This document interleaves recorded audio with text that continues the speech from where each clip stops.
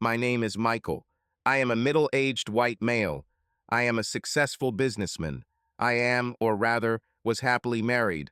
My life was pretty boring until 2 years ago. And now here I am, in a luxury room at the Boston Park Plaza Hotel, completely naked, looking at a stranger's face in the bathroom mirror. My heart is beating wildly like a drum. I'm about to either save my soul or make the biggest mistake of my life. How did I get to this point? I was born on Cape Cod. My father owned a large insurance agency and played golf a lot. My mother hosted parties and played a lot of golf too. I grew up a happy child and went to Harvard to study anything after all. It was clear to everyone that after graduation I would go into the family business. I studied business, I had a natural talent for it, and additionally psychology, which I had been interested in all my life. My student years were full of books, exams, fun, and parties. I played squash, went to museums, got drunk, went to clubs and concerts, and dated several beautiful women. I lived off campus in a house with 4 roommates. My life was wonderful until that spring day in my senior year when Emma stopped by. She was another girlfriend of my housemate, Ben. The sun was hot, and we opened all the windows to let in some fresh air. I was watching the Red Sox game when Emma ran in and blurted out, "It's Mike. Mike, this is Rebecca," and rushed upstairs, leaving behind a shocked, youthful-looking girl. This Rebecca was of average height, slim but fit, with a mane of curly brown hair. A neat nose in an oval face, full lips, freckles, and the deepest, biggest brown eyes I've ever seen. When she finally smiled, albeit a slightly naive, slightly awkward smile, it seemed to pierce my heart. We looked at each other in silence for a few seconds until I patted the couch next to me. She immediately sat down, showing a strange obedience, which I did not pay attention to at the time. It was this aspect of her character that later destroyed me. I could sense that she was tense, so I turned down the volume on the TV and started talking to her. Gradually, she relaxed. Her body calmed down. She told me that she had just been to the Fog Museum with Emma, studying an exhibition of Japanese prints for an art history essay. As Rebecca got over her awkwardness, I found her to be warm, empathetic, and observant. She described the engravings with such vividness that I wanted to see them myself. Being young and healthy, I tried to picture the figure beneath her clothes, but she was wearing a baggy, high-necked blouse and a strangely unfashionable long, ankle-length skirt. While we were talking, or rather, I was talking most of the time, she was looking down most of the time. When I turned the conversation back to her, I learned that her friends called her Becky and that she was from rural Ohio. I offered her a beer, but she categorically refused. Then she agreed to a glass of water with ice, and I brought it. As I handed her the glass, there was a loud groan from above, followed by the rapid creaks of Ben's bed. Becky blushed from ear to ear and cowered. Normally, I would have muted the game and enjoyed the obscene symphony, but instead I turned off the TV and suggested we step out onto the veranda. I used all my speaking skills. I immediately considered this challenge worthy. It was easy for me to talk to strangers, I was not shy, but for some reason this girl, or rather young woman, made me want to be silent and just look at her. Nevertheless, I forced myself to speak so that she would look up and give me a look from her mesmerizing eyes. Every time she looked at me, it felt like an electric shock. Hormones, mental energy, brain chemistry, whatever is called. Well, love, I didn't understand it then. I just wanted to see those amazing brown eyes. I also wanted to get her off those baggy clothes. I stirred and realized that I was excited. Very excited. I held the beer bottle in front of me and continued to talk to her for a while until Emma ran out of the house, grabbed Becky by the hand, and led her away without saying goodbye. I remained sitting, unable to find the motivation to move, realizing that I couldn't remember a single word from our long conversation, except her name. If we never met again, I would remember her name forever. When I returned to the house, the game was long over. Sweaty Ben sat in the kitchen nook and recuperated with pizza and Bud Light Lime. He pointed to the box and I sat down, although I was not hungry. The fact that I didn't dig into the pizza was a sign I missed. "Who is this girl?" I asked. "Which girl? Emma?" No, no, Rebecca, the one that was with her. Ben shrugged. No idea. She lives at Mather House, like Emma. And what? He stopped, raising a piece of pizza into the air. Just don't do it. Don't do what? Don't waste your energy on her. Emma says she is a professional innocence girl, specializes in innocence. She grew up in the 19th century. Her father has a carriage, and her mother reads the Bible by the light of a kerosene lamp. You will never get anything from her. Damn, I said and opened another beer. But I couldn't forget those eyes.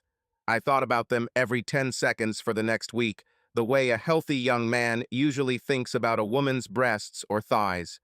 The next weekend, I started hanging around Mather House until I saw Becky coming out with 2 books and a notepad. I walked next to her. She looked at me, and this time she really smiled, that ridiculous, charming smile of hers. My heart began to beat faster.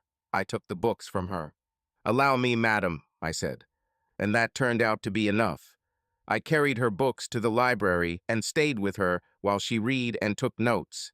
I sat in the next booth and read a textbook on my phone. From time to time, I caught her glance, full of questions. I didn't say anything. When she finished, I took her to dinner. The next day, I called her in Mather, and we walked along the river talking. I took her to see a French movie at the Brattle Cinema. We went to the Indian Music Festival at Hat Shell. Over the next month, I did my best to spend time with her every day, at least a little. Sometimes I only had a few minutes because graduation was approaching and a lot of things were falling on me like an avalanche. Before I knew it, we were already standing in the Harvard courtyard in our robes. By this time, she almost always looked me straight in the eye. But on this day, she was silent, looking at the ground. Her parents stood behind her, talking and looking around the yard. Behind me, my parents were laughing at some joke. "Goodbye, Michael," Becky said. She extended her hand to me for a handshake. "We're leaving tonight." "Tea tonight," I muttered. For some reason, I didn't even think that graduating could mean the end of our relationship. I never even really kissed her. He just gave me a peck on the cheek when he walked me home. He would hug you by the shoulders if a bicycle was coming towards you. Our eyes met. The sadness on her face made me want to cry right there in the middle of the crowd of graduates. I wanted to scream. I couldn't live without those eyes. I wanted this look to be the first thing I see in the morning and the last thing I see in the evening. But she was leaving. The sun went out over Harvard Square. I trembled. I could have relationships with dozens of women. I was far from ugly. I could charm anyone they pointed at. I had money and prospects. I mastered and perfected all the tricks in bed and could get recommendations from at least 10 previous girls who praised me. I went up to her father and talked to him for a few minutes, and then I went up to my parents and said that I had just received permission to marry Becky. I don't think I even really proposed to her. I just assumed that she would agree with my decision. Michael, the romantic fool. When I returned to Becky and rather dryly told her that our parents had agreed to our engagement, her mouth opened in surprise and she literally jumped on the spot. She didn't even say yes. American dream, gorgeous wedding, long honeymoon, working in my father's business, large beautiful house in Orleans. Children. Stop. Let's go back to the honeymoon. On the night of our engagement, after the two families had eaten dinner at number 9 Park and gone to their hotels, Becky and I decided to take a walk along the Charles River waterfront. On a bench in a dark park, I kissed her for the first time. She wasn't too keen, but she didn't pull away either. However, when I placed my hand on her chest over her shirt, she tensed, grabbed my wrist, and stood up. I apologized. "We will soon be husband and wife," she said. In the darkness, I could hear her breathing heavily, but it didn't sound like excited breathing. More like fear. I didn't argue. I knew she was inexperienced, but that would change. Our wedding day was filled with chaos and blurry memories, and I was pleasantly drunk most of the time. Finally, night came, and we were alone in our room. She went there first, and when I entered, the room was completely dark. Even the heavy curtains were drawn. I could barely make out the bed, so I turned on the light. She was under the blanket and screamed. "Please turn off the light," I froze halfway. My head was spinning with thoughts. Was she mutilated? Did she have terrible scars from the accident? With growing anxiety, I undressed, lifted the blanket, and slid under it to my new wife. She was wearing a long flannel nightgown that went all the way down to her throat. "Are you okay?" I whispered. "Yes," she whispered. "I'm just scared." I didn't need to listen to the standard story about past lovers. Becky had never been touched by a man. This was her first sexual experience. We made love. I lay down next to her and whispered, "I will love you forever." We both fell asleep, hugging each other. Becky and I are both in our 40s. We have two beautiful daughters, smart, healthy, and happy. Both got married and settled down their lives. My parents moved to Florida to play golf every day. I expanded the family business by opening offices all over the South Coast. Becky often worked with me to help with management. We had enough money and were actively involved in social life. Becky volunteered, I worked and played golf. The only aspect of our life that remained imperfect was the sexual side. In my opinion, Becky began to enjoy herself over time, although she remained a quiet lover. She never took the initiative. She was always energetic. Every attempt to get her to talk about our intimate relationships crashed against a wall of silence. A year after we got married, I stopped trying to discuss this topic. We came to a balance. I was getting my pleasure, and I took her word for it that she was pleased too. I accepted that she didn't like to have sex with the lights on. Most of the time, we were also under the covers. She had a habit of putting on a nightgown immediately after sex, so I rarely fell asleep hugging her gorgeous naked body. She closed the bathroom door when she went to the toilet. The fact that I had to use a condom didn't help matters. She was allergic to the components of the tablets and other types of protection. So, in addition to the vanilla nature of our sex life, I had to desensitize my instrument. Some consolation was that Becky was nearing the end of her ability to have children. The average age for the onset of a hormonal cycle is 51 years old, and then I could finally be with her without barriers. Did I mention that despite these physical obstacles, I loved her desperately? I was ready to do anything for my dear Rebecca, my beloved, my wife. This was our norm, until the video appeared. My insurance company regularly used the services of a private investigator.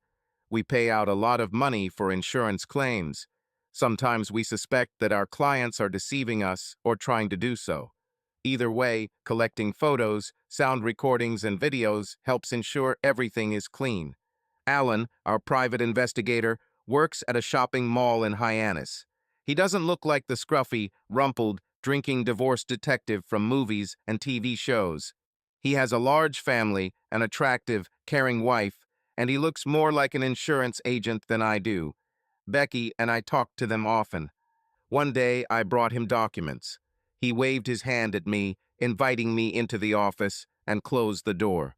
"You should see this," he said with an apologetic smile. I sat down, and he turned the laptop screen towards me. The woman hired me to find out if her suspicions were justified. She thought that her husband was bringing friends over for games while she was away. I had access to her house, so I installed standard equipment and just downloaded this. He leaned over and pressed the play button. The video started on the screen. High resolution, color image, clear sound. Modern technologies of private detectives are amazing. In the video, the naked couple stood at the foot of the bed, kissing. Beads of sweat appeared on my forehead. Alan paused the video. His face suddenly became serious. "Damn," he said. "Sorry, I just violated confidentiality. I've never done this before." "I didn't see anything," I said, still staring at the frozen image of two emaciated lovers. "Who is this woman?" He smiled widely. "That's the rub. This is a client. Is she cheating? It doesn't look like it. The man who just had sex with her is her husband." We both stared at the picture of the couple. "They've been married for 30 years, Alan said with some admiration. "My wife hasn't made love to me like this in a long time." "Yes," I said. "Incredible." I drove home, looking at the road but seeing nothing. The scene of that frantic intimacy stood before my eyes all the time. It was incredible. It's incredible that a wife can do this with such passion. It's incredible that the lucky bastard getting it all was her husband. 30 years? I felt in my gut that what I saw was happening to them regularly. I parked at our house, but couldn't get out of the car. House, yard, garden, I built a good life here, but a wave of unbearable sadness covered me. I couldn't breathe deeply. I've never had a panic attack before. I think it was something like this. My wife had never experienced such wild physical pleasure. I tried and puzzled over how to do this, but my efforts over more than 20 years of our intimacy could not be compared with the 10 minutes I had just witnessed. Maybe it was too convenient. Maybe I've become too comfortable. Later, still depressed, I sat at my desk at home, sorting out my mail. It was our anniversary a week ago, and I was just now opening a stack of cards. One of them was from my old roommate Ben, the same one who unwittingly became the matchmaker who introduced me to Becky. He became a lawyer in one of the best Boston firms and eventually married Emma, who died of cancer 5 years ago. Becky and I invited Ben and Emma, and then only Ben, to visit us at least once a summer. We gathered around the fire, rearranging chairs, and reminisced about our student days. I never told him about the day I saw his door ajar. I walked in to ask him a question and managed to catch him having sex with Emma. I stared in amazement for a few seconds and then quietly closed the door. I wanted to stay, but my good manners outweighed my curiosity. I smiled at this memory, and then he gasped. I was shaking. Emma turned around and looked at me, but it wasn't Emma. It was Becky. Of course it wasn't Becky. At that time, none of us even knew about its existence. But in my false memory, it was her.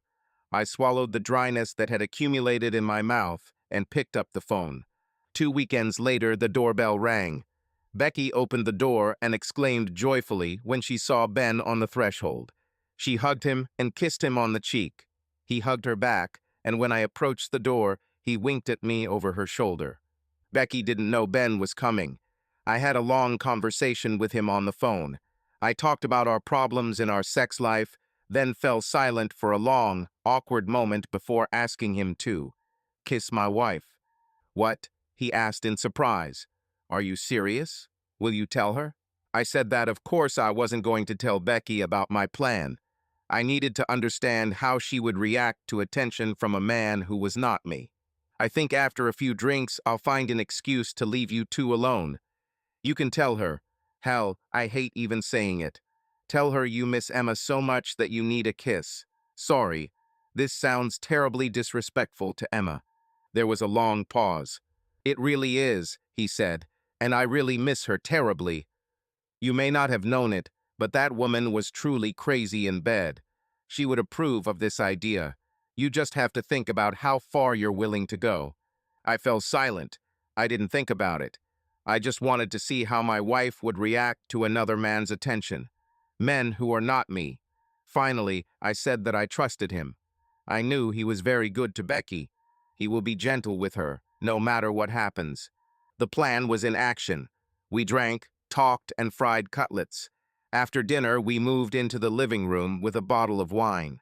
Becky drank more than usual, perhaps because of the memories of Emma that I was injecting into the conversation. I poured them both more wine, then glanced at the wall clock as if I had forgotten the time. Damn, I said. I need to call the manager of the Falmouth office. He wrote that a water pipe had broken in the street.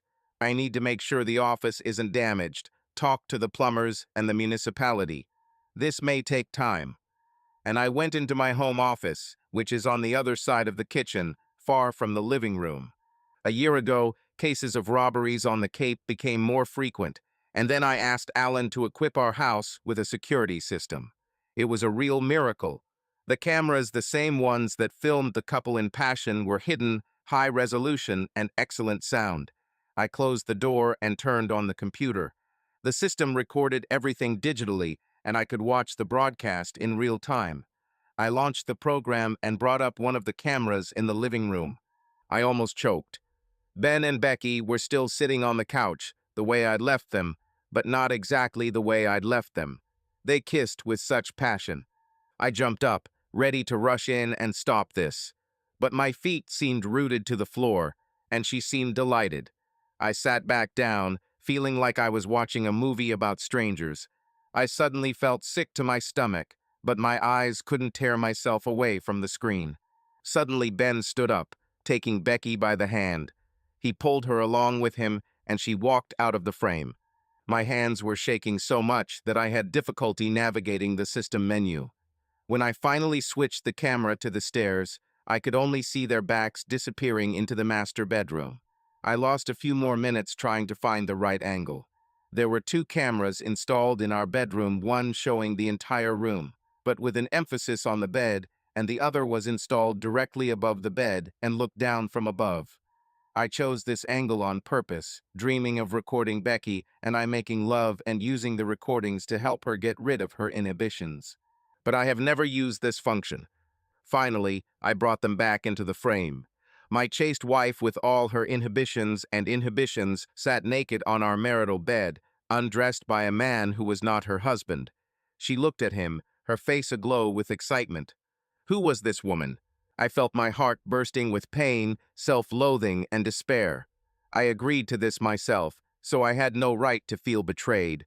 But watching one of my old friends give my wife something I could never achieve was unbearable. Still, I couldn't look away. I wanted to rush upstairs and stop it. I wanted to scream that she never allowed me to even think about something like that. Staggering, I reached the sofa and collapsed on it. I woke up to sunlight streaming through the curtains and thought it was a nightmare. But then he rushed to the computer. On our bed, Ben lay hugging my wife. They were both naked and looked relaxed. Becky looked pleased. I wanted to scream and sob, but instead I went to the kitchen to make coffee. Ben came down first, already showered and dressed. He took a cup of coffee and refused breakfast. I have meetings today, he said. I think everything went pretty well yesterday. What do you think?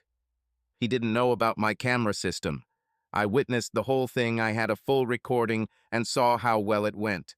I was about to say something when Becky slid into the room. She was glowing. Her smile was dazzling and almost distracted my attention from the way the open robe revealed her. She noticed that we were looking at this spectacle and smiled even wider, closing the robe.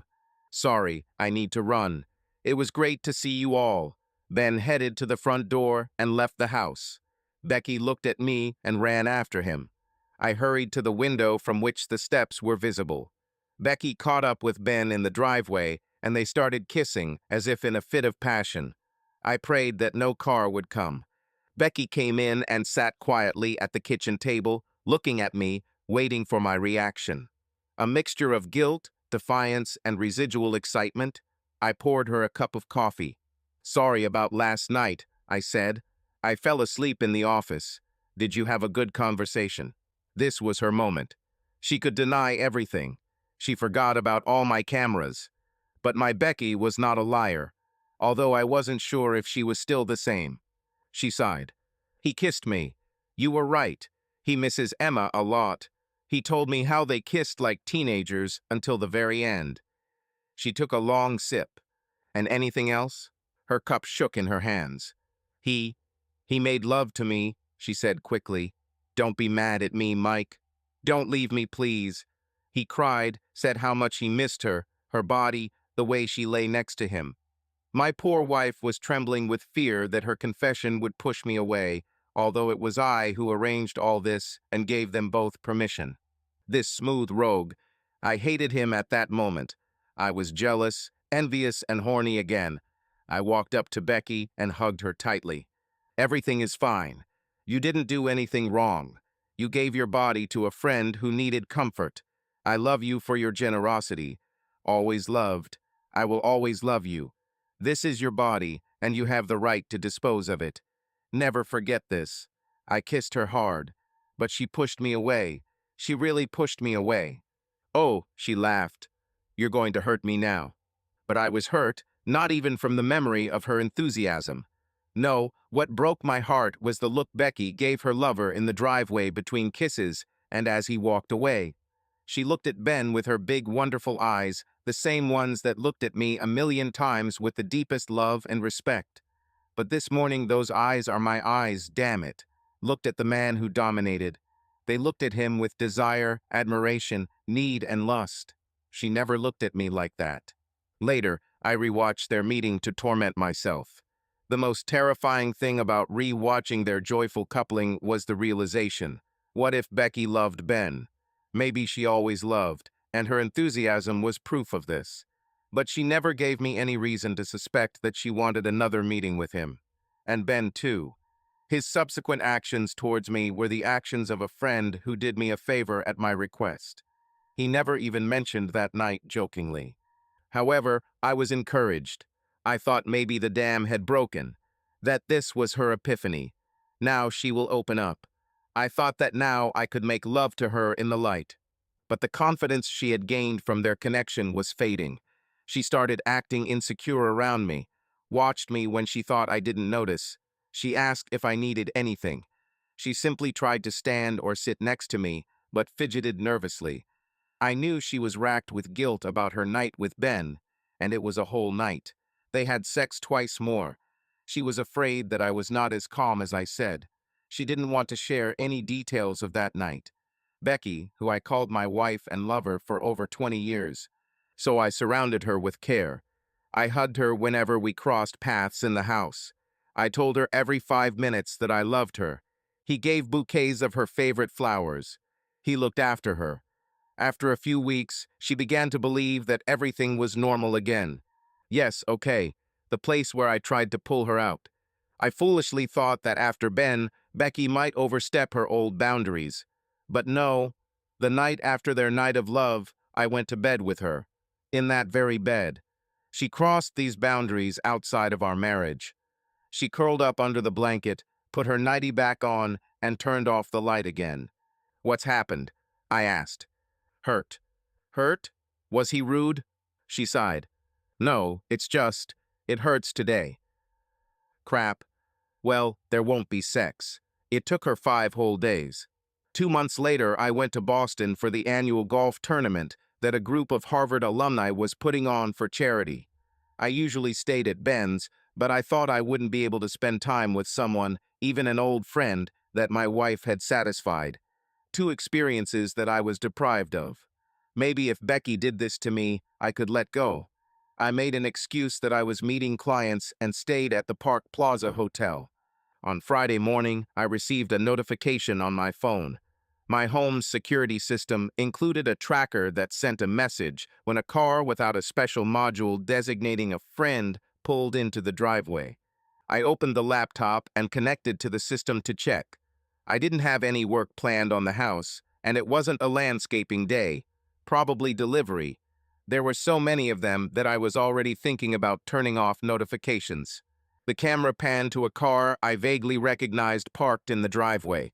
It was a black Cadillac Escalade, not the typical choice for criminals. Most likely, someone came to Becky. For the past month, she's been busy volunteering at food banks and consulting for an organization that brings inner-city kids from Boston and other big cities to the Cape for camps, hikes, and sailing. I switched to the internal camera and saw that I was right. Becky was in the kitchen talking to one of the camp counselors, a young man named Andre who played offensive line on the USC football team and still looked like he could take the field. He was a sociable guy who was loved by everyone. It wasn't easy being a huge African American in the traditionally conservative Cape, but I never saw him in any mood other than cheerful. Together with Becky, they raised funds for the construction of a new ropes course. I recognized his car because he had already come to our house several times. But today something was wrong. The internal camera showed the profile of Andre sitting at the kitchen table with a cup of tea in front of him, his face serious. Becky sat opposite, listening intently. Something he said made Becky's face contort with sadness. She came up to him and hugged him. They remained like that for a minute. My tiny wife, standing, did not reach his shoulders, although he was sitting. He hugged her. They kissed, first by accident, then with intention. 70 miles away, I jumped to my feet, but there was nothing I could do. He carried her to the sofa. I sat up straight. He didn't use a condom. God, what if he has something? They dressed awkwardly, silently. Andre kissed her deeply goodbye. I watched in emotional horror as she looked at him with that same damn look. A look of primitive desire, passion, admiration. The look I've never received. When he left, Becky leaned against the door in a trance. I called her. I saw her wince before she picked up the phone. "Hello, honey," I said. "How is your day?" "Fine," she answered dully. "Anything new?" I saw her shake her head, but didn't say a word. She wasn't going to tell me that she had just had sex. I told her I loved her and hung up. I sat for a long time thinking about Becky and trying to figure out what I could do for her other than what I was already doing, which was nothing. I arranged dates for her, but she did not bring the fruits of these meetings to our bedroom. And it seemed that she was only happy when someone else had sex with her, but not me. When I returned from my golf trip, I told her that a neighbor had called to report a strange black SUV in our driveway. She gasped, pulled herself together, and said that one of the camp counselors had stopped by to say goodbye. His mother has suffered a stroke, and he returns to Oregon to take care of her. Poor thing. I hope you at least hugged him and kissed him, I said. She looked at me with narrowed eyes. Does she suspect something? But, as I said, she wasn't lying. "Of course," she replied. The poor man was in shock. "What do you think of me?" I had notes that showed in great detail what she was like. The problem was something else. Who was she? She was a woman who loved me deeply, but, with my explicit permission, had sex with any man who needed comfort. As I expected, Becky's private areas were inaccessible to me for a week. When this period ended, we again started making love every 2 days. I noticed some changes in her. Sometimes I would catch her walking naked from the bathroom into the hallway, and it reminded me of a beach with supermodels. But other than that, everything seemed normal, until it wasn't normal anymore. 2 months later, I woke up and felt that something was wrong in the house. I didn't smell the coffee. Becky usually got up before me and started the coffee maker. It's okay. I went barefoot to the kitchen. She was nowhere to be seen, but as I was filling the jug with water, I heard a desperate scream from the toilet on the first floor. I ran towards the sound and found Becky lying on the floor sobbing. I went over to touch her and understand where she was injured. "What happened, dear?" I asked in panic. She raised her face to me, full of pain and horror that I had never seen before. I had no idea what could have happened. And then I saw the pregnancy test in her hand. My daughter Zoe's number flashed on my phone screen. "Dad." She sounded irritated and worried at the same time. "Mom just came to us with suitcases and doesn't want to say what's going on." "What's going on?" "She'll tell you the details herself," I said. "I won't speak for her. But she's pregnant." "What? But she's 2. How is she here alone? Where are you? Can you shelter her for a while? She doesn't want to stay here." My daughter and her husband lived in Brunswick, Maine. Becky knew they had 2 large spare rooms. "Dad, this is not my child." Zoe inhaled sharply. "What? How is it?" "She'll tell you when she's ready. In the meantime, can you take care of her? I will transfer funds to cover her expenses. Can you help her find a doctor?" Zoe cursed and hung up. She was already an adult woman, the mother of 2 children. I don't remember her ever swearing or hanging up on me. All Becky said to me the day she left was, "Please water my flowers." She lowered her eyes without even offering a kiss. Then she left. I didn't try to stop her. It was the lowest point in my life. She was ashamed to be pregnant and humiliated that the child was clearly and obviously not mine. Since she had sex with Andre without protection, we have only made love with protection. She was also depressed that our community, our business contacts, and everyone would find out that I was a deceived husband. She went to live in Maine. I didn't try to stop her. Probably because deep down I am a cautious, boring coward. Every time I think about what I did to her, I hate myself. I hate that I let her go somewhere where her growing belly wouldn't be a source of gossip. I hate myself for being so morally weak that I put the public shame of an illegitimate child above the love of my faithful wife. Yes, despite all this, I still thought it was true. Extramarital sex was my creation. I planned it like a popular music concert. Did I mention that I studied psychology as a second major at Harvard, a great university where they teach all sorts of things? I'm not 100% stupid, maybe 99%, but at least I realized that I needed professional help. I dove into the internet, researching therapists, reading articles in professional journals. One day I got lucky, like I hit the jackpot. I kept debating whether to go to a male therapist who would understand me better or to a female therapist who would understand Becky better. It turned out that there was no choice. There were a couple of specialists working in Rhode Island, close enough to be convenient and far enough away that I wouldn't run into anyone I knew. They practiced family therapy and specialized in sexual health. I made an appointment. It seemed to me that I had finally found people whom I could trust with my problems. Even if I had to pay for it, it was much better than remaining silent. Throughout my married life, I had become accustomed to discussing problems with Becky. Business, family, whatever. She had valuable thoughts and opinions, and I valued her advice. She was the most insightful person I knew. It was therefore especially puzzling why she could never talk about her sexual problems and limitations. You probably see your shortcomings worst of all. The day of the appointment arrived, and I walked into Dr. Lewis's office, closed the door behind me, and sat down. Dr. Lewis was a beautiful woman, a little younger than me, with full lips and a head of curly black hair.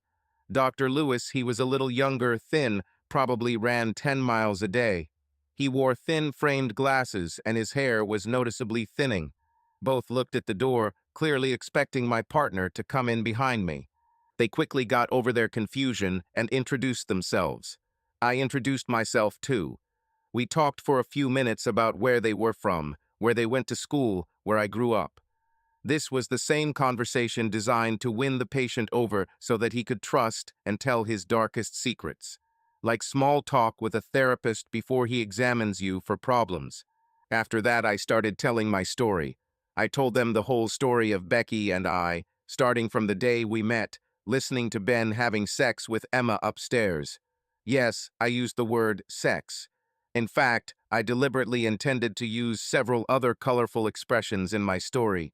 I wanted to see how they would react to an extremely frank description of our sex life. If even one of them had winced, I would have gone to another therapist. To their credit, they didn't flinch for a moment. So I continued.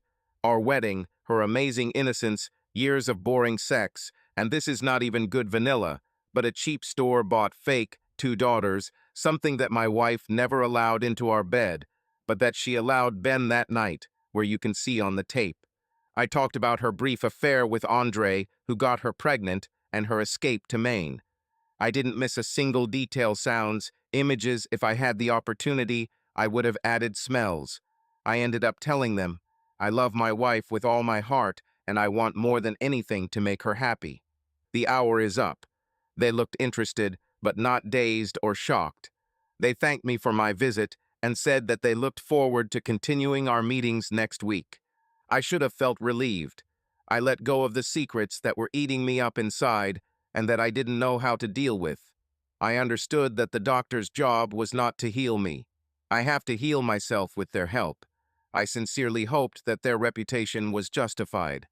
At the next 3 meetings, we discussed the details of my life in detail. The doctors asked frank and insightful questions, which gave me confidence that I was getting my money's worth. They asked about Becky's childhood, and I told everything I knew. Her father died 10 years after we married, and her mother now suffered from dementia. Neither of them ever hinted to me about their daughter's sexual characteristics, which is not surprising. At the end of the 6th meeting, Dr. Lewis put down her pen and looked at me more seriously than usual. Michael, she said, my husband and I came to the conclusion that further conversations would yield little. Dr. Lewis nodded. All. This is the end. I am hopeless. They write me off the register and leave me alone. However, Dr. Lewis continued, we have begun to use a new tool in our practice that can help in cases like yours, where the patient has created an image of himself that is preventing progress. Dr. Lewis continued, we would like to invite you to try a microdose of a new synthetic substance. The effect only lasts a few minutes, so we could do this in the next session. It's absolutely safe. We already have wonderful results, Dr. Lewis added, handing me a folder with information about the drug and many consent forms. I spent the next week wondering if I needed an acid trip on top of all the other horrors in my life, but after researching therapy, I decided it sounded reasonable. Yes, and clinically tested for safety. I wonder how my therapists would react if I arrived for a session in a VW minibus decorated with flowers. But knowing them now, I can say it wouldn't be worth the effort. They would just nod seriously and make a note. The day has come. I dressed comfortably, as instructed in the instructions before the procedure. Do not eat solid food 4 hours before the session sign here. Do not drink 2 hours before and here, and so on. The usual precautions that are so common in the insurance world that I signed everything automatically without hesitation. They were sitting at a long table. On the table lay a tray with an oblong blue and white pill and a small plastic cup of water. Remember, Michael, one of the goals of this exercise is to see yourself as the world sees you. You said that Becky can't analyze herself. This is true for all of us. This drug will give you the opportunity to change your perception and look at yourself from the outside. Keep this in mind. I nodded and swallowed the pill. At first, nothing happened. I looked first at one doctor, then at another. I heard the clock ticking. Who even uses a ticking clock these days? I've never noticed this watch before. Becky bought a wall clock for our first home that ticked exactly the same way. The sound was louder than one would expect, especially at night when the house is quiet and dark, except for the ticking of the large, round white hospital clock above the bed. Becky lies in bed, not looking at the clock. She looks at me helplessly, gritting her teeth in pain. I hold her hand tightly, but not too tightly, so as not to cause her even more pain. She is very young, just a girl who has just given birth to a tiny creature covered in mucus. It's a girl. Screams, cries. We'll call her Zoe, which means life in Greek. The baby is at my wife's breast, sucking, and I am crying, hugging them both. Becky whispers so that the nurse doesn't hear that she loves me, thanks me for giving her this girl. We'll call her Lee, the lioness. Lee sleeps on Becky's beautiful breasts, breasts that jiggle when Becky cries. I try to hug her to comfort her, but my arms are invisible. I can't hug her. Her huge belly is in the way. Belly under the clock. The nurse hears Becky, but not me. There are wires on the belly. The clock is ticking, and somewhere a beep is heard, like a backing truck. The nurse behind the curtain speaks muffled but excited. She's worried. Becky is worried. Becky cries not from joy, but from fear. I try to call the nurse, call for help, but I wake up at night in the house. That damn ticking sound echoes throughout the house. I reach out to her side of the bed, but it's empty and I'm alone again. I see an empty room. She's gone. No ticking clock, no hugging arms. Just me and my emptiness. Like a snow globe shaken and left in place, my reality slowly snaps back into place. I start to cry. But don't just cry. These were primal, heartbreaking sobs. I was rocking back and forth like a swing on a playground. I couldn't speak. I just howled. Without shame, forgetting about your manhood. I didn't see myself. I finally managed to squeeze out. Only her, only her.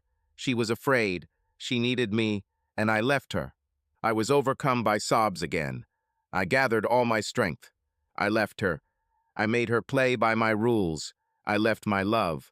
I allowed my dearest friend to risk his life to carry a child. I took a deep breath.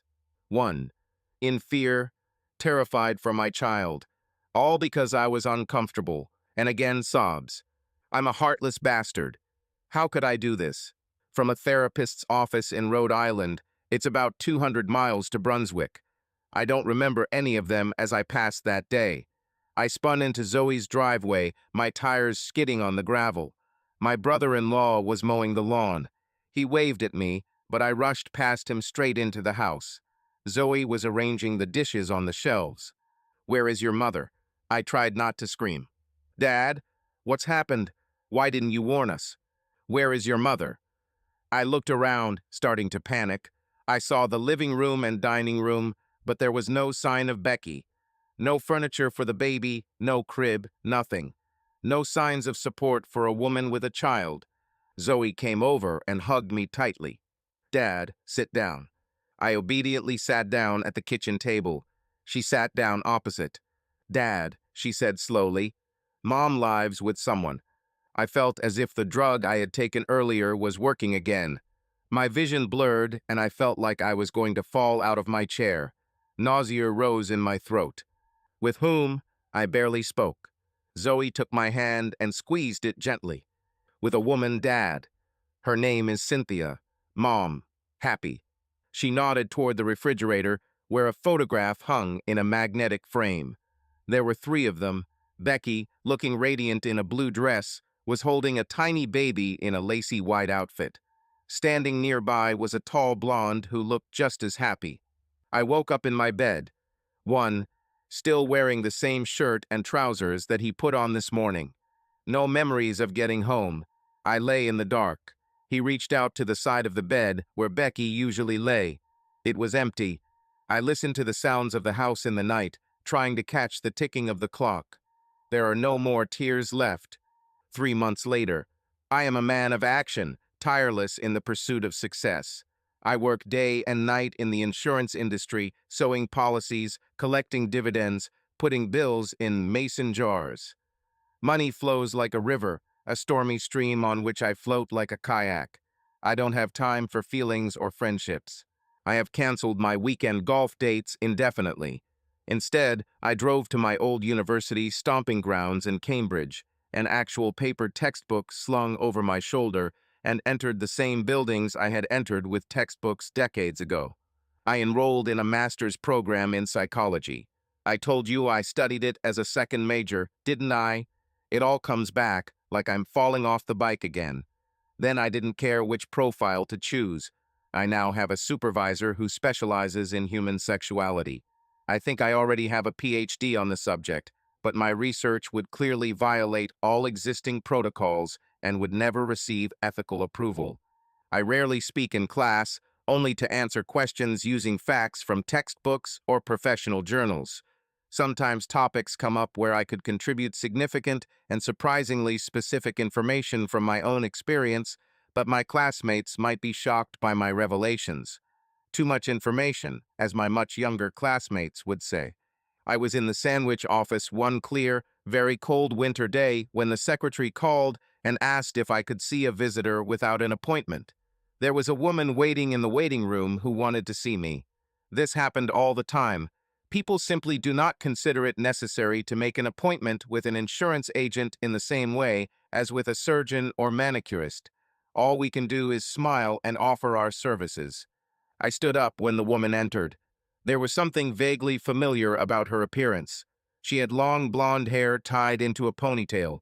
She wore a conservative blue plaid pantsuit, accessorized with a pearl necklace and earrings. She looked amazing blue eyes, wide face, thin lips, perfectly applied lipstick. Red, as it should be. Underneath that suit, she was all curves and shapes. I forced myself to look her in the face, although it was not easy. We shook hands and I introduced myself. Her handshake was firm, her nails were neat and painted to match her lips. I pointed to a chair, inviting her to sit. "How can I help?" I began. "My name is Cynthia," she said, looking at me intently. I didn't know how to react to this. Usually people introduce themselves differently. My name is... By this manner of presentation, she seemed to expect that I would recognize her. "Rebecca is my beloved. This blonde. I saw her photo on Zoe's refrigerator door. I was overcome with anxiety. Is she okay?" I blurted out, jumping out of my chair. "Is the child okay?" Cynthia motioned to calm me down. "Everything is fine." I sat down again, a feeling of relief written all over my face. My heart was still pounding. The only question on the tip of my tongue was, "What do you want?" But that would have sounded terribly rude, so I suppressed the salesperson and waited for her to speak first. She just looked at me, bowing her head slightly, thinking about something. "Are you wondering why I'm here?" she asked. I nodded. Rebecca doesn't know that I came to see you. She thinks I'm at a meeting in Braintree. I thought since I'll be nearby. We looked at each other in silence for a long time. Finally, she said, I want to know what your intentions are regarding my girlfriend. I chuckled, and then the absurdity of this situation hit me, and I burst out laughing. I laughed in the client's face, a real sin, unacceptable behavior for a seller. But then her face wrinkled into a smile, and she started laughing too. The joke rolled between us, intensifying until we were both exhausted. I wiped my eyes with a napkin and handed her the box. I know, she said, still smiling. It didn't sound so absurd in my head when I was rehearsing. I'm hungry, I said. Do you want to have lunch? We had lunch at a local gastropub, in a booth in the back corner so we could talk. As we walked to my car, I followed her, admiring her wide hips that even a winter coat couldn't hide. Being a man, I imagined her naked. The brain then processed the facts. Rebecca, I shook my head. If I hadn't seen a photo of them together, you understand, I would never believe it. I still didn't fully believe it. Cynthia grew up in rural Missouri, went to college, married her high school boyfriend, moved to Maine, started a career in hospital management, got divorced, met Rebecca in the hospital cafeteria, asked her out, asked her to move in with her. You had no idea that she was. So inclined? She asked. In Maine, they don't say gay. She laughed. No, they say. But in Missouri, no. As my ex-husband reminded me loudly and often when I admitted to him that I had feelings for women. Inclined? I thought about it. No, she never gave me any reason to think that she. Well, you understand. I couldn't think of anything that didn't sound stupid or offensive, so I changed the subject. I asked her about Rebecca's health and the baby's progress. When the questions dried up, she seemed to wait for the right moment to speak. Mr. Brez, I raised my hand to stop her. Mike, please. She smiled. Mike, fine. She took a deep breath. Rebecca and I want to get married. I should have expected this, but I still didn't. I nodded and focused on my sandwich. In order for Rebecca and Cynthia to get married, Rebecca and I needed to get a divorce. I chewed for a long time, thinking about the answer. Cynthia, my whole life depends on this woman being happy. I'm completely serious, even if it probably sounds like complete nonsense to you, considering everything I've done to her. This is weird. She says she hurt you. She feels enormous guilt for what she did. I froze. How much detail did she tell you about us? Don't answer. I don't want to cause conflict between you. She doesn't say anything. At all. At first I thought it was because of me that she didn't trust me enough to share. I was angry. I asked her who Amelia's father was, and she noticed how I flinched and put her hand on mine. Sorry, I didn't think so. Her hand was warm. It was the first time a woman had touched me in a very, very long time. I just shrugged and took a sip of my beer. In general, she continued, that's not the reason I'm here. Not at all. But if you want to tell me something about. I encouraged her to start walking. She got pregnant. It's simple. It makes me feel like a piece of crap. Every day. She leaned back in her chair. Listen, I said more softly. Are you going to tell her you saw me? She nodded. Unless you want me to do it. No, no secrets from her. Please don't hurt her by lying. And when you tell her about this, make sure she knows that it's all my fault. Just me. Tell her to be happy. Please. Cynthia didn't have a poker face. She was deep in thought. She bit her lower lip, ruining her makeup. I think she didn't want to give Rebecca anything that would make me look good. After all, we were, in essence, competitors for Rebecca's attention. I'm good at reading people. This is one of my secrets to success in business. At that moment, I was as sure as I could be that Cynthia was a good person, exactly the kind of person I would gravitate towards, the one that Rebecca would gravitate towards, and I don't just mean physically, emotionally and spiritually. Sex, of course, often follows. Sex is a natural consequence of a connection between two people. Damn, it hurt me to the core even thinking about it. This woman and my Rebecca formed such a deep connection. I sighed. Cynthia was also reading me and put both hands on the table. This was always an unconscious sign that a person was about to tell the truth. Mike, she nervously looked away, then gathered her courage and looked into my eyes again. Her eyes were blue, like that precious stone whose name I could not remember. Honestly, I came here ready to hate you. Rebecca doesn't tell me anything about you. Zoe. Well, let's leave her aside. I never asked your daughter about you too. It seemed impolite. Based on what I knew about Rebecca's past, about you, and how she physically reacts when it comes to your relationship, I thought that you beat her. This time it was my turn to lose at poker. I shook my head furiously. She continued before I could protest. But I don't feel it from you. Of course, men are predators and actors who will tell any story to get their way.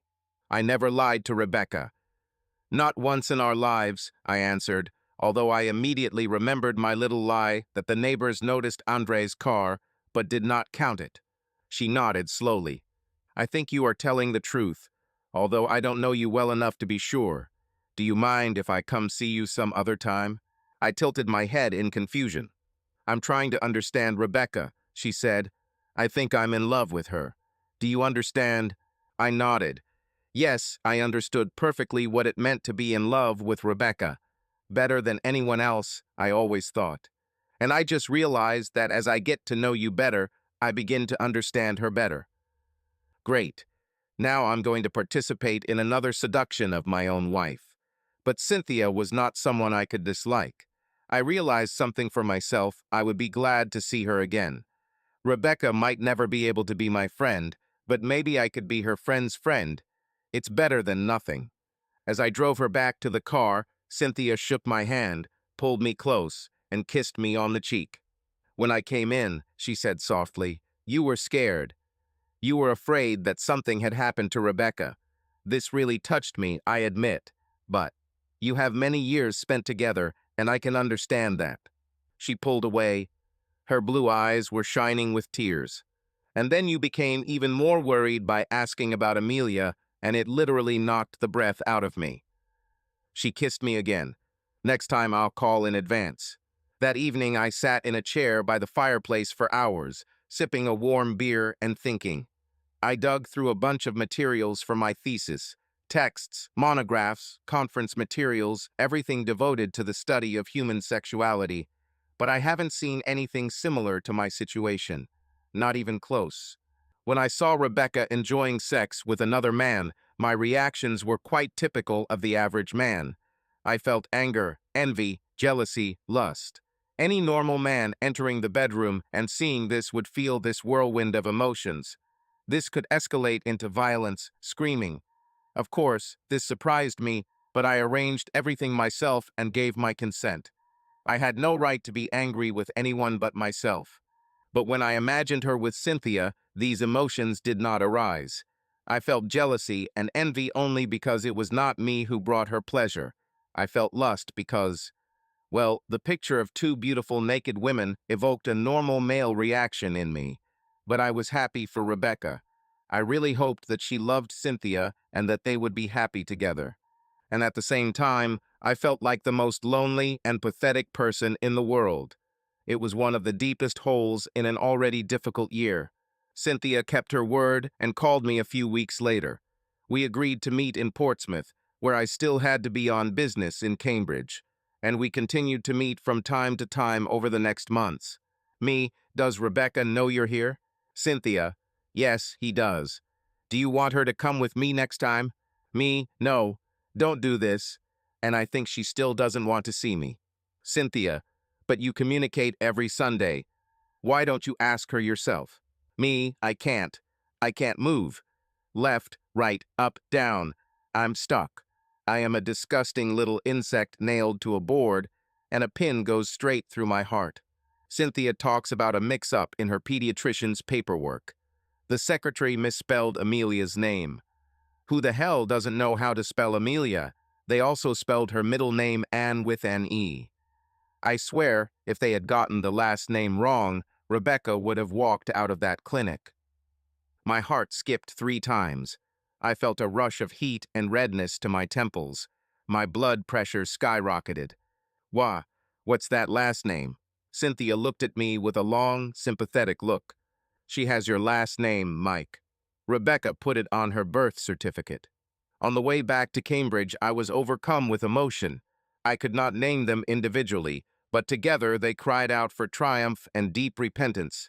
I wanted to stop the car on I-95 and run across the median among the broken bumpers and dying grass. As I lay in bed that night, I still felt a sense of hope. Hope for what, I could not determine. My thoughts were racing. One of them was the realization that Cynthia had never mentioned divorce once since we met. She did not reproach me, did not demand a report on the progress of the case. My appreciation and respect for her grew every time the thought crossed my mind again. I was late for the restaurant. Cynthia was already sitting at the table, and as I approached, I noticed a baby stroller. I froze in place. Adrenaline washed over me. I wanted to run out the door, but I forced myself to breathe deeply. Then he made an effort and moved forward. I couldn't find a nanny, she said simply. I had a feeling it was a lie, but what could I do about it? She had already ordered us wine, and while we were having a light conversation, she often glanced at the stroller, and I tried to look somewhere else. After some time, she said, "Oh, Mike, you'll have to do this sooner or later. She's not sleeping." I involuntarily turned to the stroller, where she reached out with her hand. She picked up the child, and he looked straight at me, looked me in the eyes. My hands themselves stretched forward as if against my will. Amelia Ann silently accepted me into her arms. She was big enough to sit on my lap and looked up at me. She had big brown eyes, Rebecca's eyes. Her plump face had the same shape as Rebecca's. Her nose was just beginning to form, but already promised to become a copy of her mother. Amelia was a tiny mocha-skinned version of Rebecca. I gently ran my hand through her curly hair and looked at Cynthia, who was holding her breath. "She looks exactly like Rebecca in her childhood photographs," I said with admiration. Cynthia breathed a sigh of relief. I extended my index finger, and Amelia grabbed it tightly with her small hand. She tilted her head the way her mother did when she was trying to understand something. I knew at that moment, although I don't believe in such things in other circumstances, that this little girl recognized me. I believed it. This tiny human entity recognized my aura, my energy, or whatever you want to call it. I knew because I spent 9 months inside the woman who loved me. I lived in horror from that moment, I told Dr. Lewis.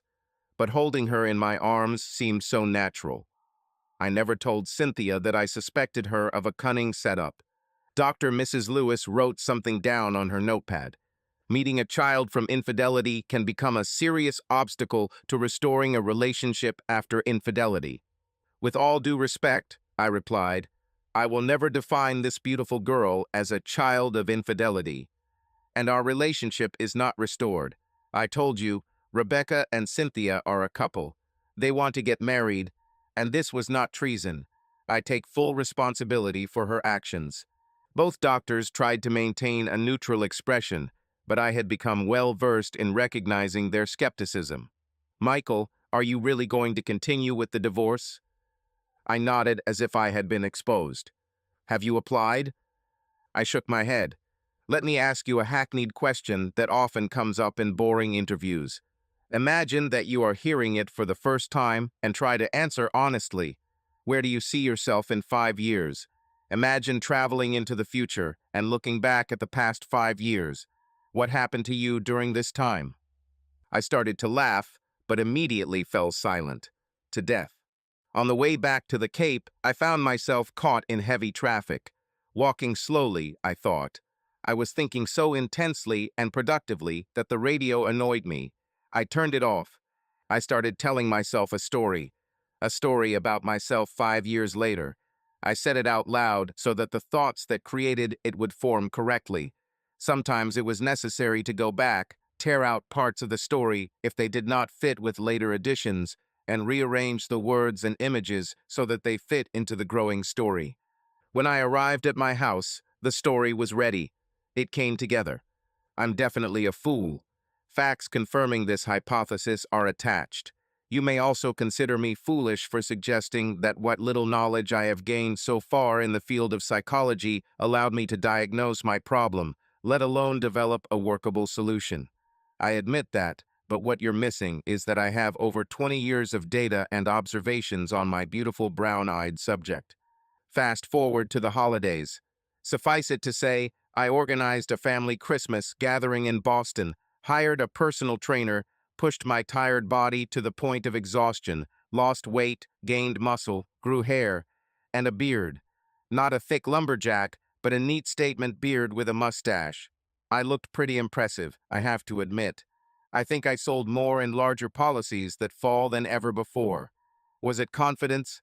Determination fueled by the anticipation of Christmas, or a beard? A week before Christmas, my two daughters, their husbands, and three grandchildren had already checked into the Park Plaza Hotel. I booked a room on the floor above. The only room unoccupied is the suite I reserved for Cynthia, Becky, and Amelia. I was worried that Becky would change her mind. While I truly loved and wanted to see my children and their families, I also shamelessly used them as bait to make sure my wife showed up. Cynthia wrote that they were on their way. They arrived late in the evening. I nervously walked around my room. Becky is in the same building. I could run down the stairs and see her. How long have I not seen her? Days, months, years. Oh my God, I tried to do the math, but the numbers were slipping through my mind. I hung the Do Not Disturb sign on the door and forced myself to sleep. Early in the morning, I checked the schedule again.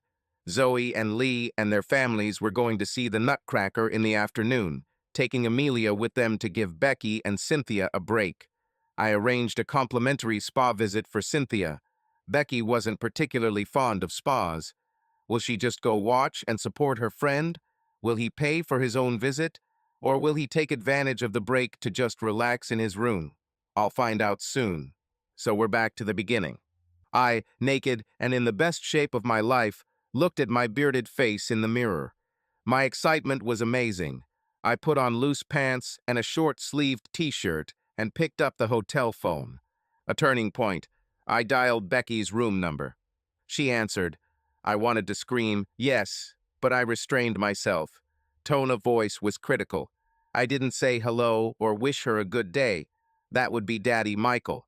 The man who spoke to her was different. Lover Mike. Mike Danger who pushes buttons. Assertive Mike who doesn't ask. Come to my room, Mike said, and he hung up. I stood at the door, trying to calm down. Will she come or call me back to ask what the hell I'm doing? There was a timid, lonely knock on the door. I didn't have to look through the peephole. I opened the door, and there she was. Finally, how long has it been? I never completed my calculations. The amount of time was too great. She looked amazing. My heart was trying to burst out of my chest. She cut her hair, the long, curly locks that had been her pride for many years now turned into a stylish short haircut. It looked great. Her mesmerizing eyes, the same ones that I fell in love with a long time ago. Her face was more tired than I remembered. It looked worn out. But all I saw was my Becky, a 20-year-old girl, smiling at me with her stupid smile on the altar. I wanted to hold her in my arms, tell her how much I was sorry, and promise her that everything would be okay. But I couldn't make the past right. I could only influence the future. She gasped when she saw me. The beard, the look I'd trained to be hard, the new definition of the muscles in her arms, none of it matched her memories of Daddy Michael. I tried to read her eyes. The information was charted. 90% confusion, 9% happiness, and 1% something I couldn't identify.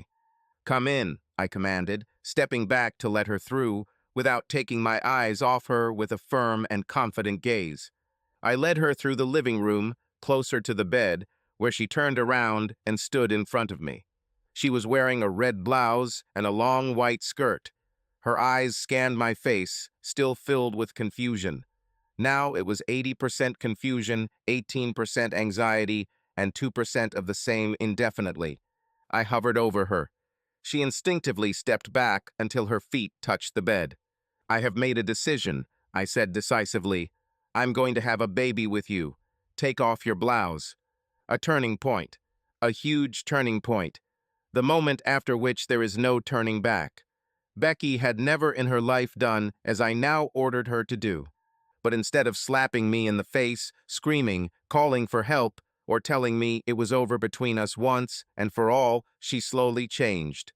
Her gaze became 10% confusion, 10% fear, 10% acceptance, and now a full 70% of what I could finally recognize. It was desire, admiration, and above all, trust. She swallowed. Her hands moved to the top button. Her eyes didn't leave mine. My eyes didn't let go of her. She undid the top button.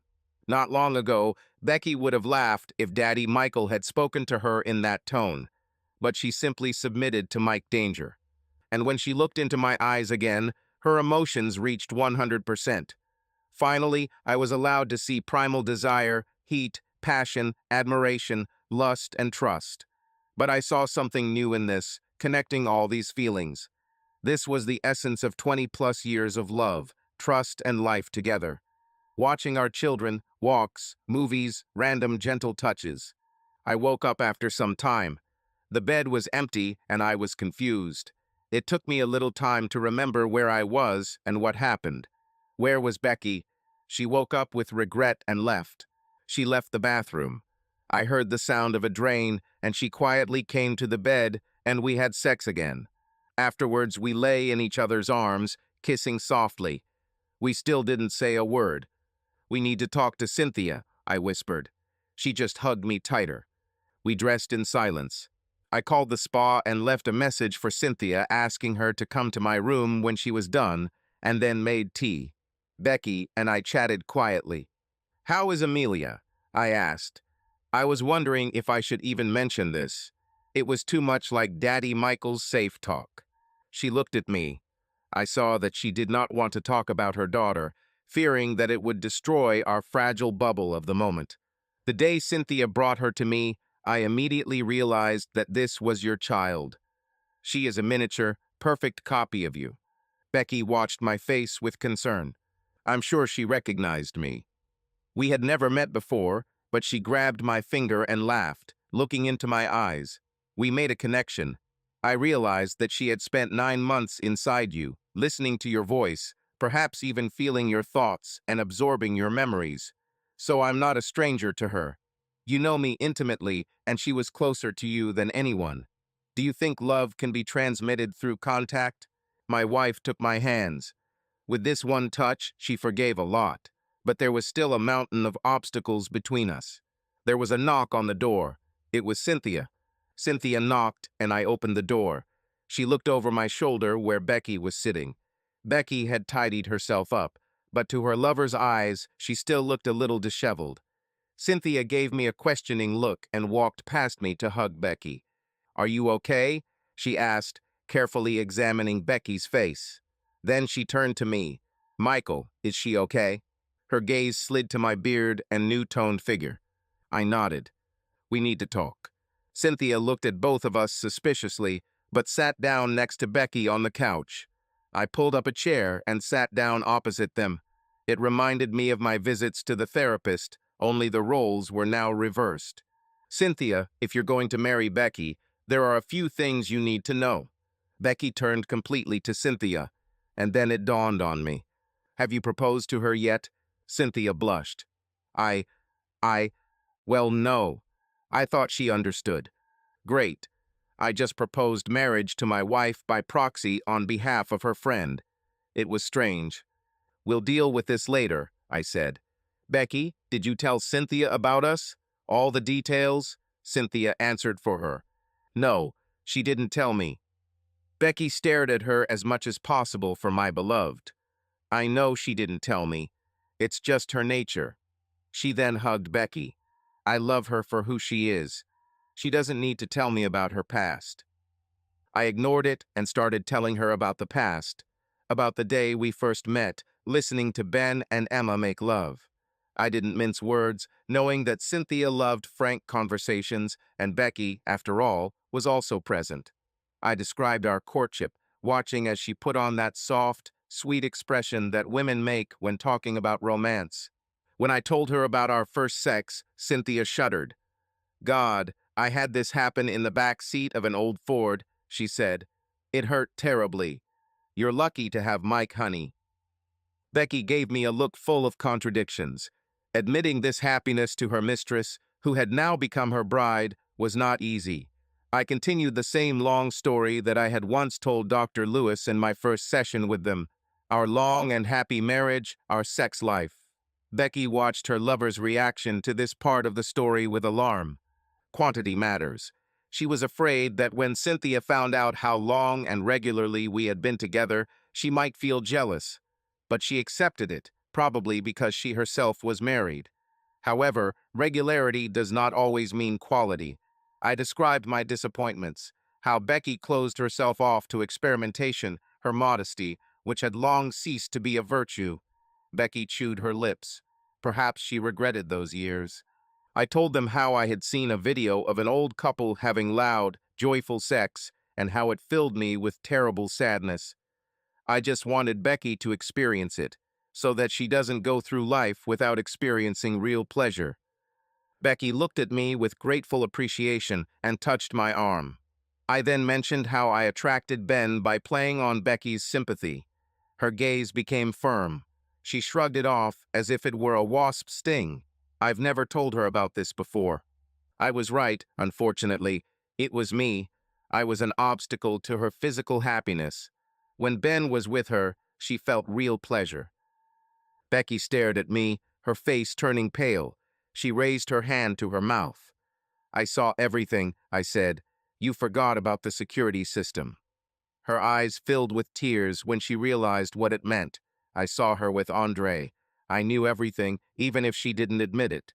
Oh God, Cynthia sighed. Did you watch Amelia's conception? Becky burst into tears. I simply nodded. She could have hidden it from me. Terminate the pregnancy, and I would never know. Both women looked stunned. I'm so happy she didn't, I admitted. I love this little girl. When I finished, there was silence in the room. Cynthia tried to diffuse the moment by rubbing Becky's shoulder. Is that all? She tried to turn the revelation into a joke, but soon realized that the joke had failed. Cynthia, I said calmly, Becky and I are going to have a baby. We started this morning and will continue until she gets pregnant. Cynthia was shocked. She rushed to the door, and Becky, having caught up with her, was faced with a fiery gaze that made her stop. I need to be alone, Cynthia growled and ran away, slamming the door. Becky turned to me with a desperate expression. Her body seemed broken, and she slowly left the room. I managed to anger and probably permanently alienate two wonderful women at the same time. Congratulations, Mike. New personal record. The next day, I was getting ready to shower and get dressed for lunch when I was disturbed by a loud knock on the door. I opened it. Cynthia stood in front of me. She was wearing the same clothes as yesterday, but now she looked disheveled. Her hair was disheveled, and the remnants of lipstick left a faint trace in the corner of her mouth. I had never seen her like this, so I wondered if she had spent the night on the street or was just wandering around the city thinking. Her appearance betrayed long hours of crying. She entered the room quickly.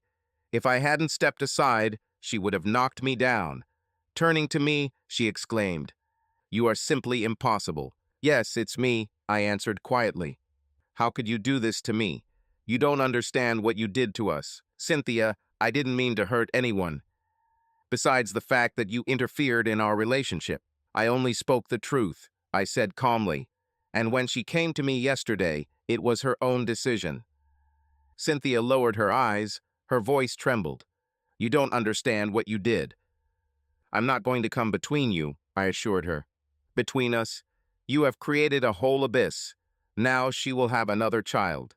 I sensed that there was something more than just anger hidden in her words. "Did you want to have a child?" I asked carefully. Her eyes filled with tears. "Yes, I wanted to. But now this is impossible.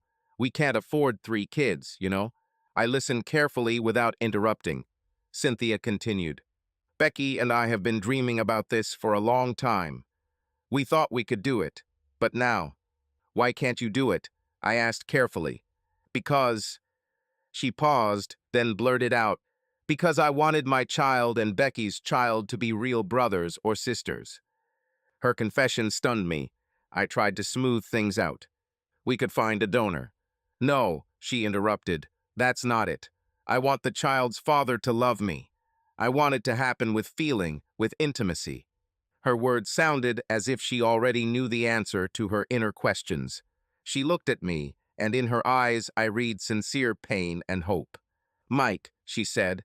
Her voice wavered as she reached out and placed her hand on mine. You and Becky had two amazing children. You made her happy. Now, will you do this for me? Her request took me by surprise. I took a step back and tried to answer. We need to talk to Becky. I am sitting on the edge of a wide bed in the same luxury room at the Boston Park Plaza Hotel, where the chain of events that turned my life upside down began. I remember that day. I was completely naked, looking at my reflection in the bathroom mirror. My heart was pounding like a hunted animal. And he said to Becky, "Come to my room," in a tone that she had never heard from me before. And then he said the phrase, "I'm going to make you a child," words that completely threw away all the past decent existence. And then someone whispered to me, "Mike, in a few years you will find yourself in a family where there will be not one woman, but two, and you will have several children at once, including one girl with Andre." I would have thought that this is nonsense and fantasy, but fate turned out to be more ironic. Soon the main thing happened. Tenderness also began between me and Cynthia, but Becky herself, to my shock, pushed us to get closer. "Mike, I know that Cynthia is also drawn to you, and you to her. I'm not jealous, on the contrary, I want her to feel like she's part of the family." So the three of us entered into a polygamous or polyamorous relationship. At first I slept with one or the other, and sometimes all three of us tried a shared bed. But this was accompanied by excitement, jealousy, and awkwardness. And yet, gradually a fragile balance was established in the house. Amelia grew up, pointing her finger at me and babbling, "Mike?" They told her that I am my mother's husband. On the streets, Becky introduced Cynthia as her friend, and people didn't really go into detail. However, there was another colossal emotional bomb. Remember at the beginning when I told Becky that line, "I'll make you a baby"? Of course, this sounded harsh, but I had this idea in my head all the time. Becky and I lived together all our lives, raised two older daughters, but our intimate life was constrained.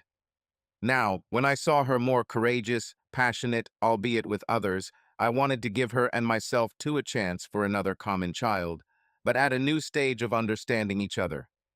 As the three of us gathered in the kitchen, where Becky was making tea and Cynthia was feeding Amelia formula, I said, "I still want Becky and I to have a child together.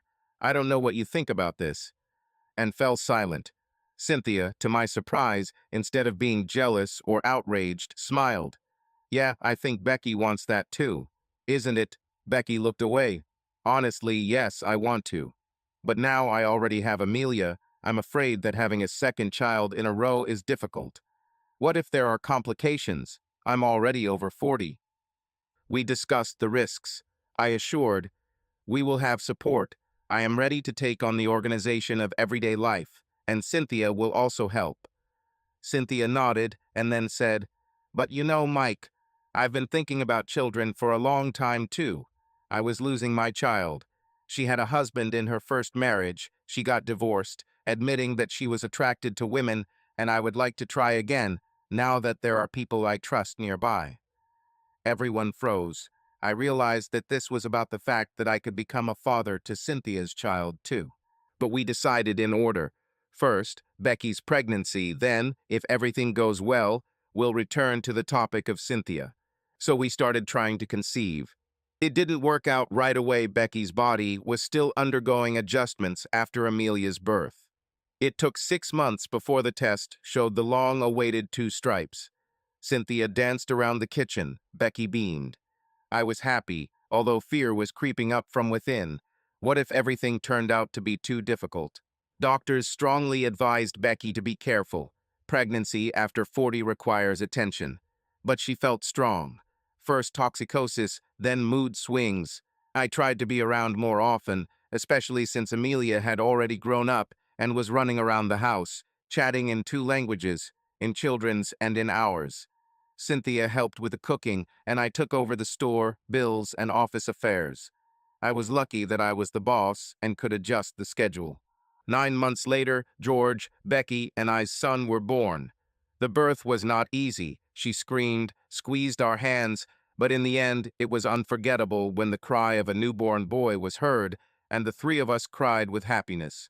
Cynthia recorded the first few seconds of footage on her phone, then put it aside and hugged us both. That photo of us all at Becky's bed and George in her arms still stands in my office. The first months were stormy.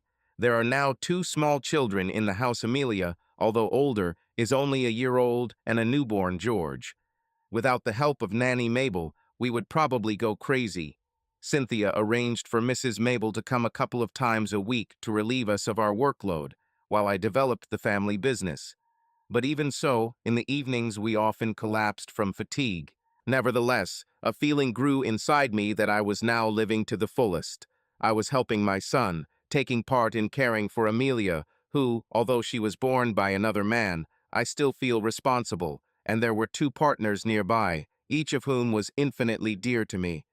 When George was 6 or 7 months old, Cynthia gently reminded, "Remember when we said that I wanted a baby too?" I looked at Becky. How would she react to this? She nodded. "I don't mind. Mike, if you both agree, I want Cynthia to get what she wants. We are one family." It was an exciting step for me, but I agreed. A few weeks later, Cynthia and I began not just a physical connection. We had already tried intimacy, but rather the conception project, as she joked. And it turned out even faster than we expected.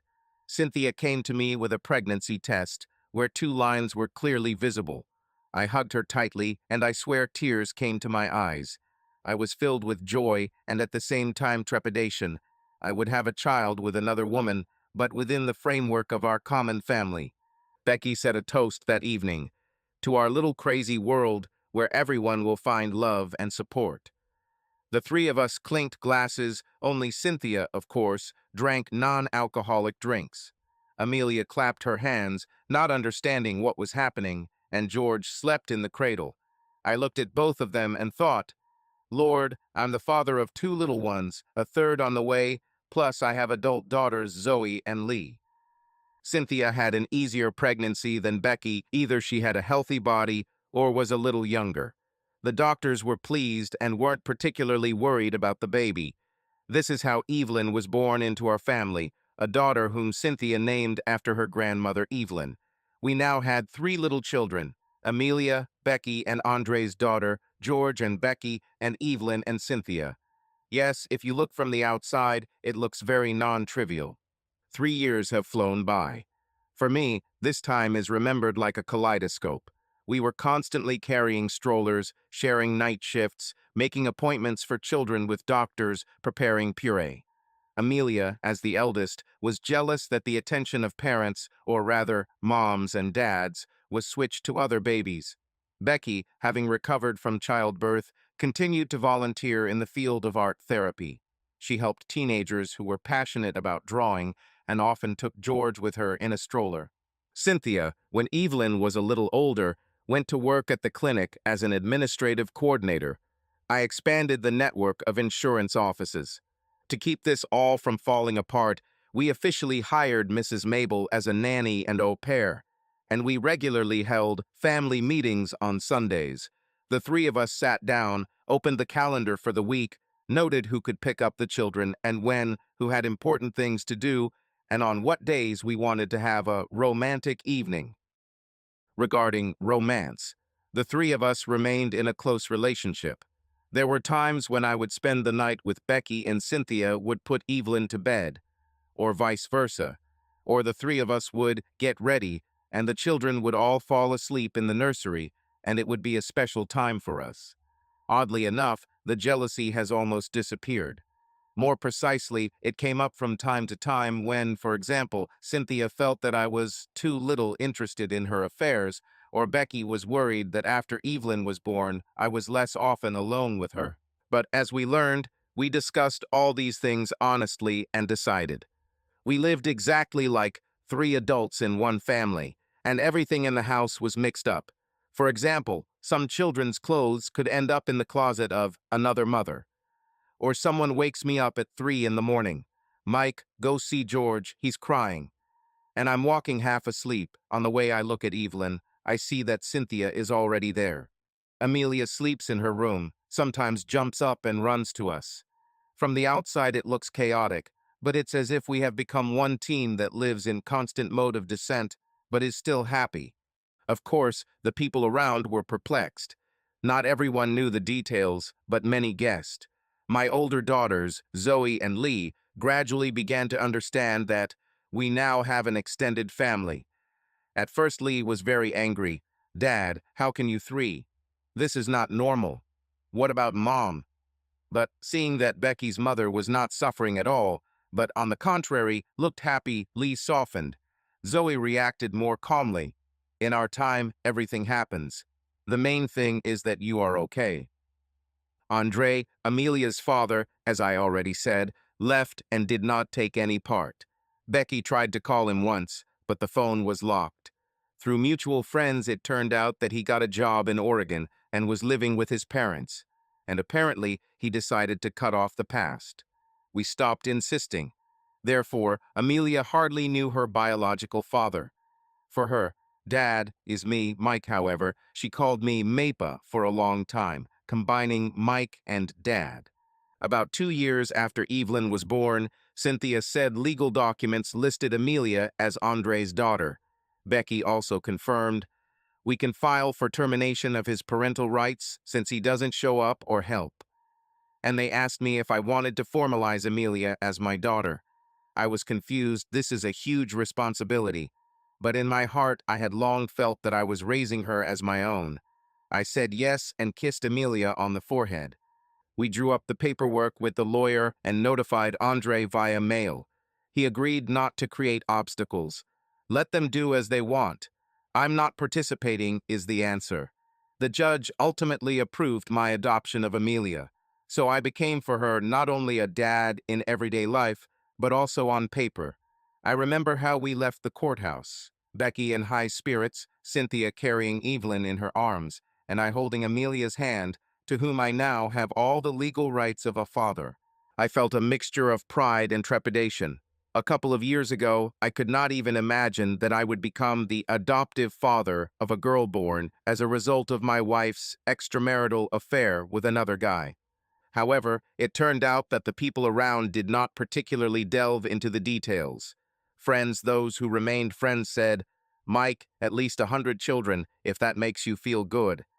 Someone was gossiping, but it didn't bother me much. The main thing is that mutual comfort reigned within our family. As the children grew, time passed, and we experienced several violent quarrels, without which nothing living can do. I remember one acute situation. Becky saw me kissing Cynthia and suddenly behaved strangely, not exactly jealousy, but hidden resentment. In the evening, she told me that I was hugging Cynthia too hotly and seemed to be ignoring her, Becky. I persuaded, "It's not like that, I love you both." But emotions were revealed. "You have no idea," Becky exploded. "I have lived for so many years being modest, uptight, and now, when I finally allowed myself freedom, you are passionate about another woman." I fell silent, feeling that I would have to look for difficult words. In the end, the two of us talked it over, and then the three of us met with Cynthia, and it turned out that Becky had accumulated fear. She was afraid that Cynthia was new, bright, and would lead me away completely. And although they themselves love each other, deep uncertainty remains. Cynthia was shocked and asked for forgiveness. "I didn't want to take your place. You are his wife." But Becky explained that it was not Cynthia's fault, but her own vulnerability. That day, the three of us cried for a long time, hugging each other, and then we decided that every week or two we needed to carve out a Becky and Mike date, where we would spend time with just the two of us, and separately, Mike and Cynthia's date, and a shared evening for the three of us. This scheme sounds boring, but it saves you from the feeling that someone is moving away. At this time, the children were taken care of by a nanny or one of our older daughters who were already imbued with our life and offered help. All these 3 years were an amazing test of the polygamous or polyamorous format. Maybe someone thought that these were just sexual pleasures. No, most of our life is ordinary life. Raising children, relaxing, going to the store together, where we take 3 carts if all the children are at the same time. But the feeling of a team of 3 equal adults gave us an amazing sense of stability. If one fell ill, the other and I would take over the household. If I went on a business trip, they themselves figured out who was doing what. Surprisingly, our family has existed like this for more than 5 to 7 years, counting from those dramatic events. Our eldest daughters, Zoe and Lee, have grown up long ago. They have their own lives. They even had children. Yes, I am already Zoya's grandfather and now a mother. And at home, I have 3 more children growing up from 2 women. At times, I myself did not believe in the reality of what was happening. One day, when Amelia went to the dentist, I went into the office with her. The doctor asked, puzzled, "You're a dad, right? Where's Mom?" I replied that my mother is my wife, Becky, but Amelia also has Aunt Cynthia who supports us. The old doctor understood in his own way and muttered, "Okay, now are the times when things like that don't happen, as long as the child feels good." I left there with a joyful feeling. Apparently, this world is wider than we think. But something else happened. There was a meticulous woman working in the store around the corner who happened to see the 3 of us and the children. She asked Becky some kind of snide question like, "Are these babies from the same man or different?" and pursed her lips. Becky smiled. "Yes, we have everything in common. Is this important?" The woman snorted. "Everything is clear." And she started whispering with someone behind our back while we were picking up groceries. We learned not to react too much, although sometimes it spoiled the mood. After a couple of years, we decided that our house was too small for such a large family, and we started an extension, a large multifunctional room where the children could relax and I could set up a workspace. While everything was being built, we experienced a lot of stress, noise, dust, workers, bills for construction materials. But I noticed that, having gone through so many stages, we no longer broke down but laughed. "We'll survive," Cynthia said, and the 3 of us ran together to wash some areas of the floor so that in the evening we could put the children there. The funniest thing was when Lee and her husband and Zoe and her family came for the summer. We had group picnics in the backyard, where my grandchildren from Zoya and my younger children were. The photo showed a colossal brood of children and 3 parents, me, Becky, and Cynthia, with Zoe and Lee also milling around, and the whole thing radiated some kind of atmospheric chaos. Amelia officially began to bear my last name with a dash by court order. George and Evelyn also have my last name. But Becky and Cynthia keep their maiden and/or previous last names. We never entered into any kind of official tri-mutual bond. There is no law on multi-partner marriages in the United States yet. I'm still officially married to Becky, and Cynthia is sort of the informal spouse, but within the family we don't make a difference. Sometimes Cynthia jokes, "It's good that we don't have a law that allows triple marriage, otherwise you would force me to officially get married," and laughed. In fact, we long ago reached an understanding that the main support is in our agreement of hearts and not in papers. Doctors, educators, and acquaintances are becoming more and more accustomed to the phrase, "Yes, this is another mother of children." Not everything was smooth sailing. There was a time when Becky and Cynthia had a very big fight. The reason was Becky's ridiculous phrase, "Mike is probably happy he has 2 women." Cynthia took this as a hint that she was just an add-on to Becky. They said hurtful words to each other. Cynthia packed her things and went to stay with a friend in Maine for a few days. I rushed between them, not knowing what to do. Becky became depressed, blamed herself, and cried.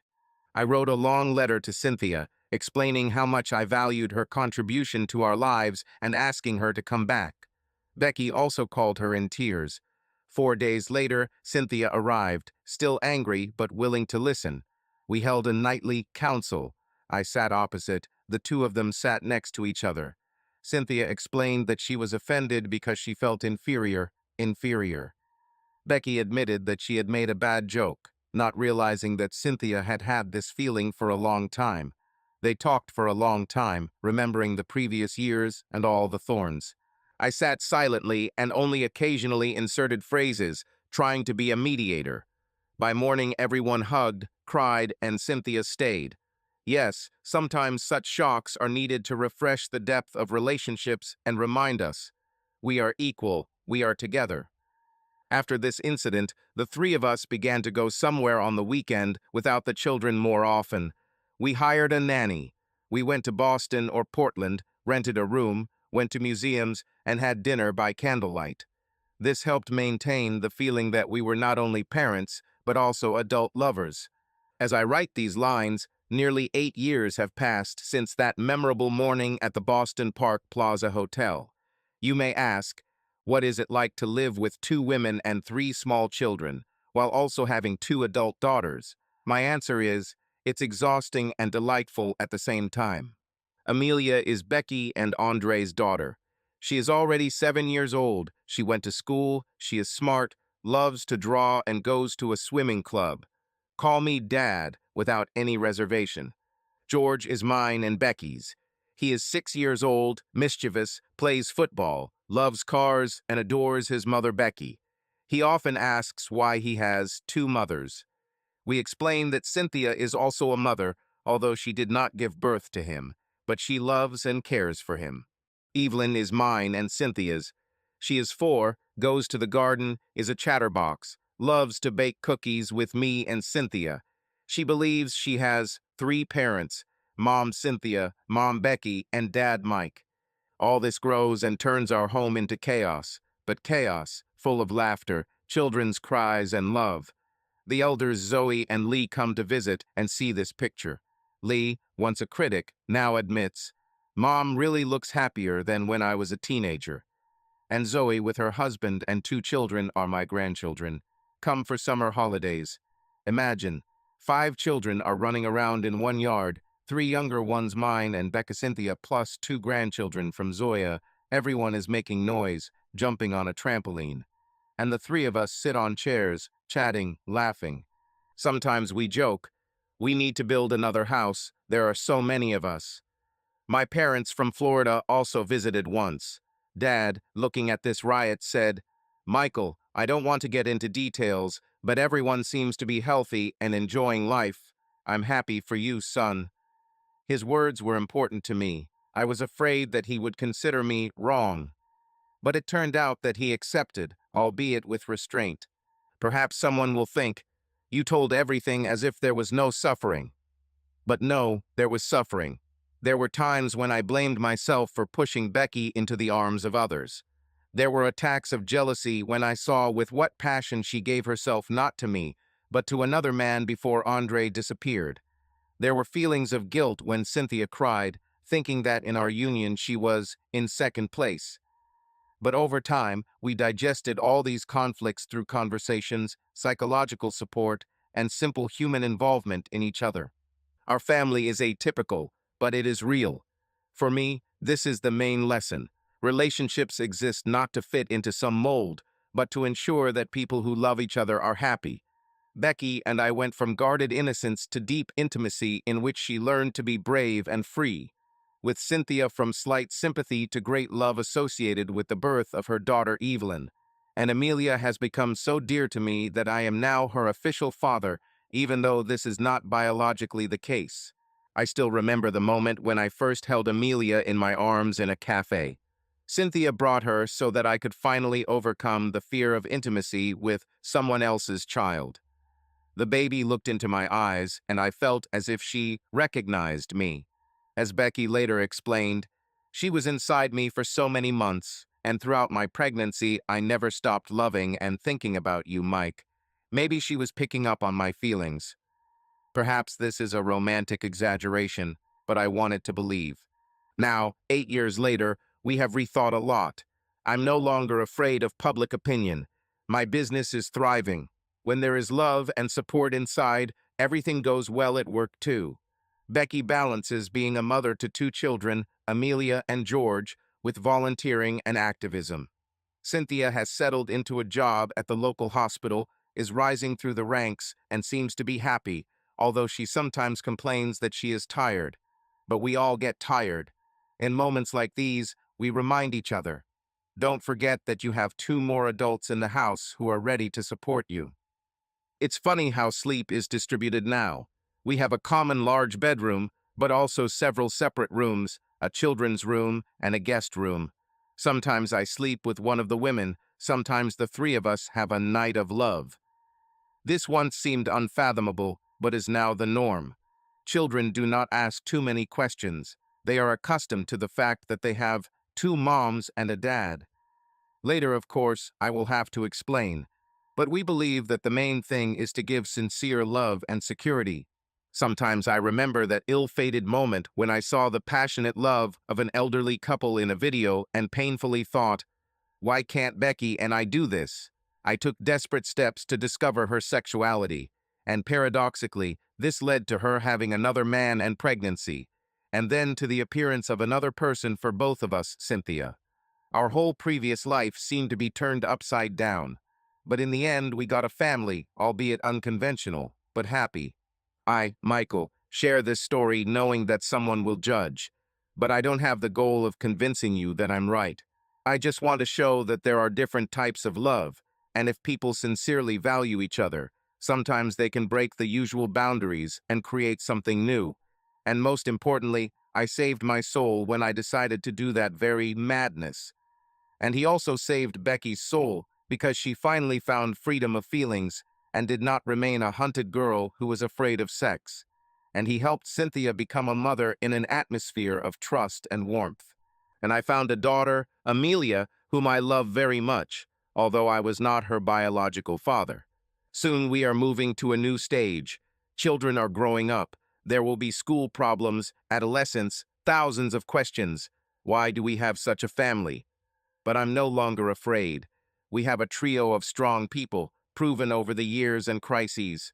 We know how to listen and lend a shoulder to each other. And if this is not real happiness, then I don't know what else it could be. This is how our life turned out.